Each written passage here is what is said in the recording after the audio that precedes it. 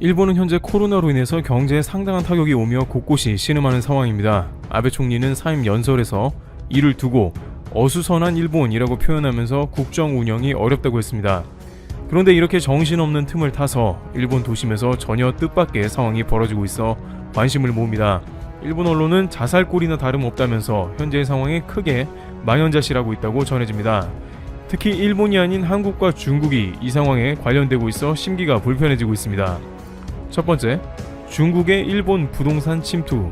현재 일본 도심 곳곳에서 일본 자본이 급속히 퇴출되며 대신에 중국 자본이 들어서고 있습니다. 대표적인 예로 일본의 활락가인 카부키초입니다. 이곳은 새벽까지도 사람이 붐비며 많은 이들이 찾는 곳인데 최근 코로나 사태로 인해서 당국의 집중 관리를 받는 곳이 되어버렸습니다. 도쿄도의 코에케 도지사는 코로나19 바이러스가 퍼져나가는 중심 장소로 이곳을 지목하면서 관리당국의 집중 제재를 받게 되었습니다. 왜 이곳을 집중적으로 단속하게 되었는지 그 이유에 대해서는 일부 유흥업소가 확진자 발생 사실을 감추고 계속 영업한 것으로 파악됐기 때문입니다. 가부키초의 한 호스트 클럽은 종업원과 손님이 확진 판정을 받았음에도 이런 사실을 공개하지 않고 계속 영업했다고 아사히신문이 지난 6월 보도했습니다. 직원 중에 한 명이 37.5도 이상의 발열 증상을 보였지만 며칠 쉬게 했고 계속 영업을 해서 손님과 더불어 직원들이 줄줄이 확진 판정을 받은 것입니다. 아사히 분석에 의하면 긴급 사태가 해제된 다음 날인 5월 26일부터 6월 8일까지 도쿄에서는 카바레 등 유흥업소 종업원을 중심으로 이른바 밤거리와 관련된 코로나19 확진자가 80명에 달했습니다. 그런데 이들이 이렇게 확진자를 숨기고 계속해서 영업한 이유는 임대료가 비싸기 때문입니다. 도쿄의 활락가 가부키초는 밤늦게까지 객단가가 매우 높은 손님들을 받는 곳이기도 하거니와 코로나 이전까지는 관광 명소로도 주목을 받아서 수많은 관광객들도 집결하는 장소가 되었습니다. 유동 인구가 많은 곳의 임대료는 천정부지, 작은 상점이라도 자리가 좋은 곳은 수천만 원 이상의 임대료를 감당할 정도로 장사가 잘 되었기 때문에 이번 코로나 사태는 말 그대로 치명타가 된 겁니다. 게다가 확진자가 나왔다고 하면 단골 손님의 신상을 드러내야 하는 문제가 생깁니다. 현재 일본에서 확진자로 드러나는 순간에 회사는 물론 동네에서조차 문전박대를 당한다고 소문이 났기 때문에 본인이 확진자임을 극도로 숨기는 모습이 나오고 있죠. 특히 확진자가 창궐하고 있는 도쿄이기 때문에 도쿄 사람들은 다른 지방에서 자신이 도쿄 출신이라고 밝히지 않고 도쿄 번호판이 붙은 자동차도 타지 않는 등 민폐를 주면 절대 안 된다는 문화도 한몫한 것입니다. 그러다 보니 코이케 지사는 집중적으로 가부키초를 단속하라고 지시한 상황이며 점점 더 수많은 상가들은 기피 장소가 되어버린 것입니다. 9시에 가부키초의 거리는 예전과는 다르게 인적 없는 썰렁한 상태를 유지하게 되었습니다. 그러다 보니 공실이 생기는 것은 정해진 수순이고 일부 상가는 평소보다 저렴한 매물로 등장했습니다. 중국 자본은 이 기회를 놓치지 않고 적극 매수에 나서고 있으며 일본 유흥가의 상징인 가부키초는 중국 자본이 급속하게 점령해가는 게 아니냐는 의견이 나오고 있는 것입니다. 중국의 부동산 투자회사나 부유한 개인들은 안 그래도 가부키초 부동산을 눈여겨보고 있다가 코로나로 타격을 입자 코로나 이후 상황을 바라보고 대거 매입에 나선 것으로 파악되고 있습니다. 이와 같은 중국의 상점 점유 방식은 각국에서 활개를 치고 있는데 이탈리아의 베니스에서도 경제 위기가 오자 중국인들이 대거 자본을 유입하여 이탈리아의 상점들을 사들이기 시작한 것과 비슷합니다. 게다가 오로지 관광 수요만을 노리고 지어지는 숙박시설 등은 자금 부족에 시달리고 있어서 다양한 중국 자본이 일본 중심 상권에 군침을 흘리고 코로나 이후를 보며 달려들고 있다는 것입니다. 가부키초 거리의 기존 영업 중인 호텔의 점유율은 30%대로 이대로는 인건비는커녕 호텔 건축을 했던 대출 상환도 불가능하며 파산에 가까운 상황으로 호텔을 매물로 내놓는 것도 검토 중인 것이죠. 앞으로 가부키초가 코로나 이후 활성화가 된다면 제주는 일본이 부리고 돈은 중국이 가져가게 되는 상황이 연출될 것으로 관측되고 있습니다. 기존 일본의 상점 주인들도 코로나 입점하려는 가게들도 없거니와 당장 어느 정도 제가격을 받기만 해도 좋다는 생각이니 중국 자본인이 뭐니 신경도 안 쓴다는 것입니다. 일본 경제 언론은 지금까지 너무 비싼 도쿄 중심 상권보다는 홋카이도나 교토 등 관광지에 중국 자본 투자가 이루어졌으나 이제는 도쿄까지 자본이 몰리고 있다고 전합니다. 여기에 수년간 미국, 호주, 캐나다 등에서 외교 갈등을 겪는 중국 자본이 더욱 일본으로 몰리고 있다면서 최근 코로나 사태로 인해서 가부키초와 같은 특정 지역이 당국의 규제로 집중 타격을 받게 되면서 중국 자본이 상당히 저가로 나온 매물들을 매입하여 중국 자본으로 잠식될 문제를 예상하고 있습니다. 그런데 이렇게 가부키초가 기피 장소가 된 반면에 불과 수백 미터밖에 떨어지지 않는 한국과 관련된 신오쿠보는 전혀 다른 상황이 연출되고 있어서 일본이 남 좋은 일 시키는 게 아니냐는 의견이 나옵니다. 두 번째, 코로나 때문에 한류 열풍 더 생겼다. 가부키초에서 길만 건너면 닿을 수 있는 신오쿠보는 한류 열풍의 거센 상황을 느낄 수 있다고 합니다. 일본은 현재 외교적으로 한국과 대치 중이라고 하나 일본의 젊은이들은 그런 상황에는 무관심합니다. 신오쿠보의 한국 닭갈비집과 삼겹살집은 발 디딜 틈이 없어 손님이 넘쳐나는 상황이 이어집니다. 가부키초에 비해서 당국의 단속이 거의 없는 데다가 한류 열풍이 점점 더 거세지고 있기 때문입니다. 공교롭게도 인근의 가부키초를 단속하자 주변에 한국 관련한 문화가 밀집되어 있는 신오쿠보에 사람이 더 몰리기 시작했으며 뜻하지 않게 일본 내에서 한류가 좀 더 힘을 받는 효과도 나온다는 것입니다. 가부키초의 상인들은 자신들이 코이케 지사의 희생양이 된 것이 확실하다는 반응입니다. 가부키초의 대대적 단속 이후 손님이 끊겼으면 도쿄의 감염자 수도 줄어들어야 하는데 오히려 그 이후 도쿄 감염자는 대폭발이 되었으며 가부키초는 낙인이 찍혀 많은 이들이 코로나로 인해 더 이상 찾지 않는 곳이 되었고 한류 열풍이 부는 옆 동네 신오쿠보에만 사람이 몰린다는 것입니다. 또한 과거의 한류 열풍과는 좀 더 다른 양상인데 과거에는 외교 관계에 따라서 한류 열풍이 감소하고 신오쿠보 등의 한인상가 밀집 지역은 피해가 생기는 문제가 생겼지만 수출 규제가 끝난 지 1년이 지나면서 확인된 사항은 일본의 세대가 지나면서 한국을 좋아하는 나이가 어려졌고 영향을 덜 받는다는 것입니다. 한국의 컨텐츠는 말 그대로 일본에서 대성공 중입니다. 코로나로 인해서 상종가를 치고 있는 넷플릭스에는 사랑의 불시착 등의 한국 드라마가 일본을 평정했고 이러한 한국 드라마는 젊은 사람들뿐만 아니라 기존에 거의 공략이 불가능했던 일본의 중년 남성들까지 사로잡은 것으로 알려져 있습니다. 또한 뉴욕타임즈는 일본의 차기 총리는 한국과 관계 개선을 할 것으로 전망하고 있습니다. 아베 총리가 벌여놓은 많은 일들을 제대로 수습하지 않고 총리를 내려놓는 상황이기 때문에 한국과 관계까지 좋지 않으면 더욱더 동북아의 안보에 영향을 받는 일본에 좋지 않다는 것입니다. 뉴욕타임즈는 누가 아베 총리의 후임이 되든 여러가지 엄청난 도전에 직면할 것이라며 코로나19 억제, 일본 경제의 장기 침체, 중국의 군사력 확대, 연기된 도쿄올림픽의 개최 여부 결정, 미국 대선 등을 당면 과제로 꼽았습니다. 호주 국립대에서 국제관계학을 가르치는 로런 리처드슨은 뉴욕타임즈의 강제징용 배상 판결과 무역전쟁 등을 둘러싼 한일 분쟁이 오래 갈수록 동북아 지역의 동맹 약화로부터 이득을 보는 유일한 승자는 중국과 북한뿐이라고 말했습니다. 일본의 교도는 일본의 차기 총리 설문조사에서 이시바 시게루 자민당 전 간사장이 1위를 달리고 있다면서 만약 그가 포스트 아베가 된다면 한국 강경책이 사라지며 한국과 우호적인 관계를 구축할 것으로 내다봤습니다. 또한 이시바가 아니더라도 다른 그 누가 되더라도 아베보다는 나을 것이라는 전망이 나오고 있습니다. 오사카 유지 교수는 이에 관해서 스가 관방을 비롯해 한국에 대해서는 아베 총리만큼 강경한 정책을 펼 사람들은 눈에 띄지 않는다고 이야기하면서 한일 관계가 전보다 나아질 것이라고 말했습니다.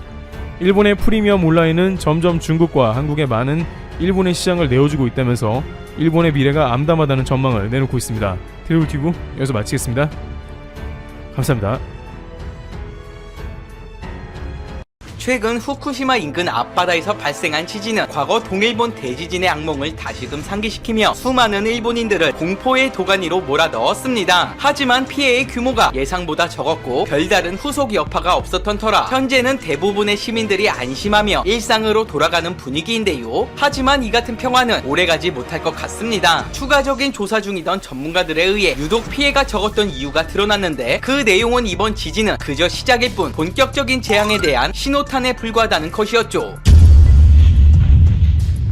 도시가 잠들기 직전인 자정 무렵 후쿠시마를 덮친 지진은 진도 6 이상의 충격이 느껴질 정도로 강력했습니다. 집안의 가구들은 흔들려 넘어졌고 창문이 파손되거나 벽 타일이 떨어지는 등의 피해가 속출했습니다. NHK는 한 주민의 인터뷰를 인용 10년 전 동일본 대지진을 연상시킬 정도로 강한 흔들림이었다고 보도했는데 마치 이를 증명하듯 상대적으로 짧은 지속시간에도 불구 전국적으로 150명의 부상이 접수되며 곳곳에는 파손된 건물과 구조물의 흔적들이 즐비했죠. 당시 모든 일본 방송사들이 쓰나미가 일어날 가능성은 없다고 수십 차례 강조했지만 밤새 불안에 떨던 시민들은 10년 전 수천 명의 사상자가 눈앞에 펼쳐졌던 기억을 떠올리며 한밤중에 황급히 짐을 싸서 떠나거나 일부는 빌딩 옥상과 같은 고지대로 대피하며 한바탕 소란이 일기도 했습니다. 하지만 한편으로 시민들은 안도했습니다. 그동안 수차례 있었던 대지진 전조 현상들과 맞물려 이번에야말로 열도가 가라앉는 것이 아니냐며 극도로 우려했던 것과는 달리 비교적 시시하게 끝난 피해와 더불어 통상적으로 일방적으로 강진이 찾아오는 주기는 10년이었기에 적어도 당분간은 별다른 걱정 없이 살아갈 수 있다는 것. 문제는 그들의 바람과는 달리 전문가들은 전혀 그렇게 생각하지 않고 있다는 것인데요. 동일본 대지진은 수십만 제곱킬로미터의 단층면이 박살날 정도로 이례적인 거대 지진이었는데 당시 분출된 힘이 쌓여있다가 현재의 여진으로 나타나고 있으며 무엇보다 지난 10년간 일본 해역에서 규모 7 이상의 강진이 총 11차례 발생했다는 사실, 이는 곧 태평양을 감싸고 있는 불의 고리가 점차 활성화되고 있다는 명백한 증거이기 때문이었죠. 한편 한국에서도 화제가 됐던 한 네티즌의 귀신같은 예언이 있었습니다. 곧 일본과 대만에 큰 지진이 있을 수 있다는 제목의 글엔 최근 바누아투와 인접한 뉴칼레도니아에서 7.7 규모의 강진이 있었고 이것이 무슨 상관이겠냐마는 지구의 지각은 판과 판으로 연결돼 있어 연쇄적 도미노 효과를 유발할 수 있고 통상적으로 바누아투 지역에 지진이 생기면 1, 2주 사이에 동일한 규모의 강진이 대만과 일본을 덮쳤다는 것인데요. 실제로 일본 지진조사위원회는 향후 일주일에서 최대 한 달까지는 규모 6 이상의 지진에 각별히 주의할 필요가 있음을 엄중 경고했습니다. 도다 신지 도호쿠대 교수 또한 후쿠시마나 미야기 앞바다와 더불어 일본 해구 외곽 등의 영역에서는 규모 9.0의 거대한 지진이 발생할 정황이 여러 차례 포착된 바 경계를 게을리하지 않으면 좋겠다고 강조했고, 진원의 깊이와 위치에 따라 달라질 수는 있겠지만 규모 9.0 정도면 매우 높은 확률로 쓰나미가 동반할 가능성이 있다. 이번엔 운 좋게 피해갈 수 있었으나 다음에 올 지진은 결코 일본에 자비를 베풀지 않을 것이라 덧붙이기도 했죠. 이 같은 무서운 현실에 안심하던 일본인들 사이에서 예상치 못한 기괴한 움직임이 드러나고 있습니다. 임진왜란 때 내부의 분열을 외부로 돌리기 위해 한반도를 침략했듯이 SNS상에서는 한국인이 후쿠시마 우물에 독을 넣는 것을 봤다는 등의 유언비어가 퍼지고 있는데요. 이는 1923년 간토 대지진 때 조선인들이 우물에 독을 넣었다 등의 사건을 빗대어 표현한 것으로 보이며 당시 이런 근거 없는 비방으로 희생된 조선인만 6,600명이 넘는 것으로 알려져 있습니다. 한국인 외에도 다른 외국인에 대한 차별적 발언도 반복됐습니다. 동일본 대지진 당시 일본에 있던 외국인이 약탈을 시도했던 장면을 떠올리며 피해 지역은 주의해야 한다고 적힌 트위터가 이곳저곳으로 공유됐고, 또 다른 네티즌은 특히 조선인과 중국인들은 야근 행보가 두드러진다고 글을 올리기도 했는데요. 비슷한 예로 2016년 구마모토 지진 때도 동물원에서 사자가 도망쳤다는 허위 게시물을 올린 사람이 업무 방해죄로 체포되기도 했죠. 마이니치 신문에 따르면 이번 후쿠시마 지진을 두고 또다시 차별적인 발언과 유언비어 그리고 불확실한 정보가 인터넷에 난무하고 있다며 재해가 있을 때마다 같은 현상이 벌어지고 있음을 개탄하는 기고문을 올렸고, 일각에선 이 같은 유언비어 확산에 적극 대처하기도 했지만 가짜 뉴스에 대해 전혀 검증된 바 없음에도 불안한 심리 상태에 이를 맹신하는 일본인들이 80%가 넘는다는 건 특히 심각한 상황이라고 비판했습니다. 무엇보다 관동 대지진의 참상을 다룬 한국 방송에서 현장을 목격한 일본인들의 생생한 증언에 슬픔과 분노를 이기지 못한 진행자들이 울음을 터뜨려 방송이 중단될 정도로 한국인들에게 상처로 남은 역사의 한 부분을 그저 농담의 소재로 써먹는다는 건 결코 있어서는 안 돼 비인간적 행태라 지적하기도 했는데요. 그도 그럴 것이 당시 일본 자경단에 의해 자행된 사건들은 차마 입에 담기도 힘들 만큼 엽기적이고 자극적인 수준이었지만 일본 정부는 이 사건을 숨기려고만 했지 진상규명을 위한 노력은 조금도 기울이지 않았습니다. 심지어 관련 사건들에 대한 보도 금지를 내리거나 해제된 이후에도 모든 사실들이 온데간데 없이 사라지기도 했으며 일부는 자경단에게 책임을 씌우기에 급급했다가 후에 증거 불충분이라는 이유로 전원 석방시키는 쇼를 벌이기도 했습니다. 그렇게 수십 년이 넘는 세월 동안 전 세계엔 그런 일이 있었다 정도만 알려졌을 뿐 구체적인 증거가 없는 소위 공백의 역사가 되어 있었죠. 그 충격적인 실상을 처음으로 접한 방송 출연진들이 온전히 버티지 못하고 녹화 중단을 해야 할 수밖에 없었던 이유가 있었던 셈이었습니다. 하지만 피해자가 분명히 존재하고 생생히 쓰여진 역사가 실존하고 있는 만큼 우리는 우리가 살아가는 현재와 앞으로의 후손들을 위해서라도 일본으로부터 진심 어린 사과와 더불어 마땅한 보상을 받아내야 함은 틀림없는 사실입니다. 이것은 곧 현재를 살아가고 있는 우리에게 남은 영원한 숙제이자 반드시 씻어내야만 하는 치욕의 역사이기 때문이죠. 그렇게 수많은 한국인들이 은폐된 역사를 알지 못하고 지나쳤던 가운데 우리가 기억하지 않으면 이 참혹한 진실은 결국 잊혀지게 된다며 많은 이들의 관심을 촉구하고 나선 하나의 기업이 있었습니다. We will remember. 우리는 기억할 것입니다. 우리의 뼈아픈 역사를 한 사람이라도 기억할 수 있게 하기 위한 강한 의지가 돋보이는 이 슬로건을 앞세운 국내 패션 브랜드 라카이 코리아는 3.1절 102주년을 맞아 우리 기억 속에 잘 알려져 있지 않은 우리의 지난 역사를 되새기고 있습니다. 누구 하나 제 한 몸 챙기기 바쁜 지금의 세상에서 많은 사람들에게 잊혀진, 하지만 절대 잊어서는 안 돼 일본이 저지른 잔인한 만행을 고스란히 받아야 했던 피해자분들의 넋을 기리고 또한 억울함을 풀어드리고자 이 같은 프로젝트를 기획한 것인데요. 라카이 코리아는 이전에도 일제강점기 당시 차마 입으로 꺼내기도 힘든 731 부대의 만행을 모든 곳에 알리고 또 일본이 전 세계를 상대로 날조하고 있는 소중한 역사를 바로잡고자 노력했습니다. 뿐만 아니라 후쿠시마호 침폭 사건, 윤영숙 열사와 신명철 지사 등 우리가 잘 알지 못하는 독립운동가 분들과 일제강점기 주요 사건들을 전 세계에 알리기 위해 갖은 노력을 해오고 있습니다. 지난해 8월 광복절 75주년을 맞이하여 세계에 퍼져있는 우길기를 하나도 빠짐없이 전량 폐기시키고자 했던 우길기 폐기 프로젝트의 경우 해외 언론에까지 대서특필되며 진실을 알리는 데 성공했습니다. 하지만 왜곡된 역사를 바로잡기 위한 노력에 대한 일본의 반응은 저 회사는 쓰레기통이 될 수 없다. 왜냐면 쓰레기 그 자체이기 때문이다. 라는 등 비웃음만이 가득했고 이것은 곧 런칭한 지 4년도 안 된 소규모 기업이 감당하기엔 상당히 버거운 짐이었습니다. 하지만 라카이 코리아는 이에 굴하지 않고 더욱 대담하게 일본의 역사 왜곡을 알리는 등의 행보를 보였습니다. 특히 이번에 새로 출시한 5가지 디자인의 가방엔 특별한 라벨을 부착하는 방법을 채택했는데요. 평범한 듯 보이는 이 라벨에 숨겨진 의미가 드러나자 일본 네티즌은 또다시 기겁하고 말았습니다. 태극기, 독도, 무궁화 등이 그려진 이 라벨엔 추가적으로 광복절을 기념하는 1945년의 숫자를 새겨넣어 독립을 위해 희생하신 순국 선열들을 기릴 수 있도록 했고 외출 시 필수품인 가방에 부착하여 본인뿐만 아니라 이를 본 사람들에게까지 진실된 역사를 상기시키겠다는 라카이 코리아의 큰 그림이 담겨 있었죠. 1980년대 관동 대지진에 관한 다큐 제작진들은 당시 비극은 1923년에 끝난 게 아닌 현재 진행형이라고 말했습니다. 그리고 2021년 지금 시대를 살아가는 여러분들 또한 이 말에 대해 진지하게 고찰하는 하루가 됐으면 하며 오늘 영상은 이것으로 마치겠습니다.